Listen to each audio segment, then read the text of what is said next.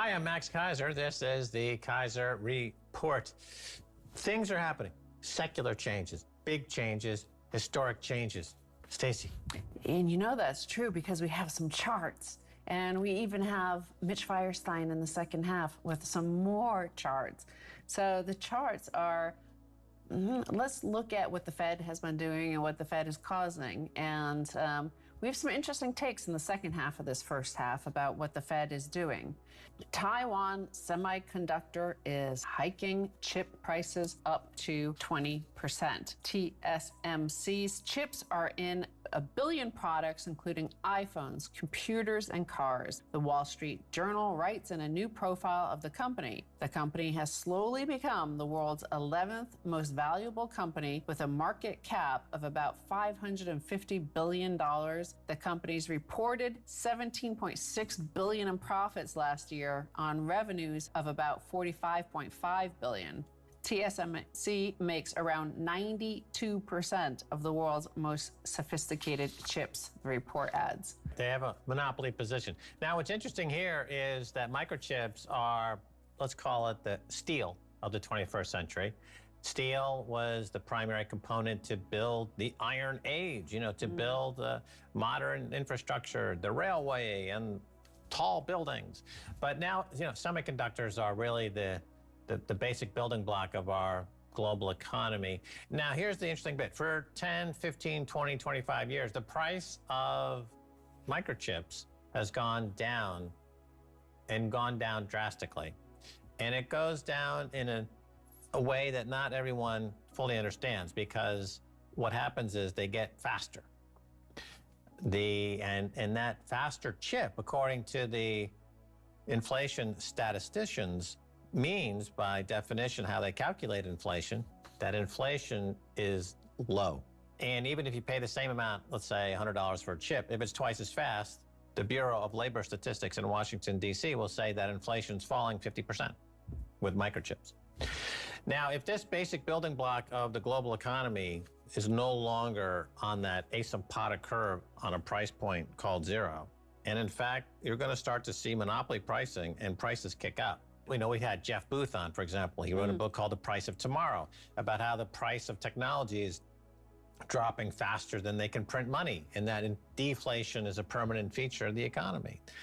Well, this kind of belies that point a little bit and suggests that even microchips are prone to this type of disruptive malinvestments that come from too much money printing.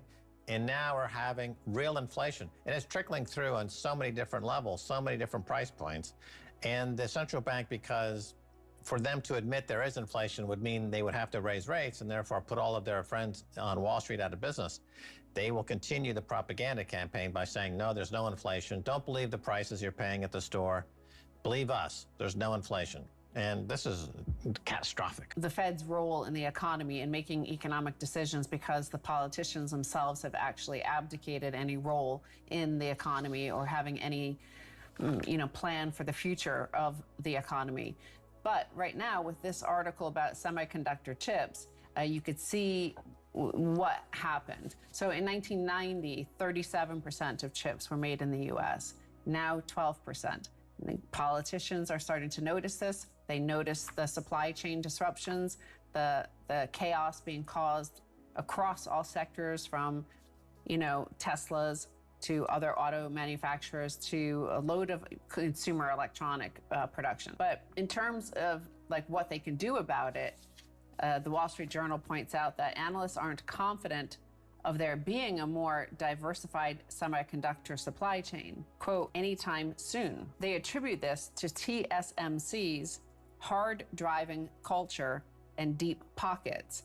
The industry has become so complex that once one producer falls behind, it becomes tough to catch up. And I'm gonna turn to some of the charts that the Wall Street Journal provides in this zero hedge coverage of the Wall Street Journal article.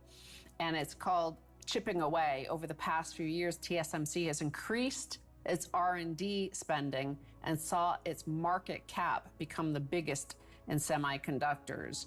So you see TSMC is red and the blue line in the market cap is Samsung. Way down there, declining, ever declining, is Intel, which used to be the biggest of the manufacturers. But what have they done since the 90s? Hollowed out the company, right? Like all US companies, all US manufacturers use the opportunity of the China deflation move, of the export of our jobs there, to just hollow out the remnants of whatever was left of technology, innovation, and production here in the United States, and financialized it. So you could see that in the R&D numbers as well. The R&D is so crucial to anything, any manufacturer. You've got to invest in research and development. The US corporations aren't going to do that. Shareholders do not reward them for that. They do what the shareholders reward them for, and the shareholders reward them for stock buybacks and loading up the company with debt. So this is the stalemate. This is the situation where we find ourselves in today. Right. Remember the Indiana Jones, where he's doing that swap in the under temple and the bag of sand for the gold, and then the boulder comes and chases him out. Right. This is essentially what Intel has done, and every major American corporation has done a swap, debt for equity. So they loaded up these companies with debt, and America's got the most indebted corporations in the world by a factor of incredible factor. And the equity, those hundreds of billions of dollars, was essentially stolen. I defy anyone to describe in any way how this was not theft. And now they're living large. You know, they'll happily take the hundreds of billions of dollars that they stole. And that carcass of a company, Intel, loaded with debt and no R&D, no CapEx, is withering on the vine. And now it's causing real inflation, and people have to eventually pay. So the money that was stolen by the executives by this debt for equity swap is now being paid by the consumer, who's going to see their quality of life collapse because all of the equity of American economy was stolen by a few people. Well, we're going to cut to this next article, also from Zero Hedge, and it's a reprint of a letter from Eric Peters of One River Asset Management, who describes himself as a guy who used to work in the pits, you know, the trading pits in Chicago from 1989, and his observations of basically why we get these more and more unstable moments, these moments of huge market crashes, because of stability, right? So the politicians intervened after 1978 and said, you know, during that whole inflationary period that we've talked about, looking like the 70s, the stagflation, and said the Fed has to have a mandate for full employment as well. So, you know, that resulted in investors kind of like for the next decade thinking like the Fed has everything under control, until it then suddenly didn't. And then he marks like where we are today with all this debt that you talk about, because everybody thinks the Fed has everything under control and will always step in. So every time now that the Fed steps in to, you know, fix a crash, it's causing the next crash to become way bigger, because everybody believes, all investors, and now every Robinhood trader, like everybody throughout the economy, believes that the Fed has their back.